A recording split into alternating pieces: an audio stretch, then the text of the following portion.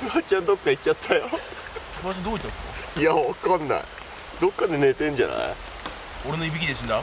多分だけど、まあ、しゃあないよね。記憶ねえや。そうだよね。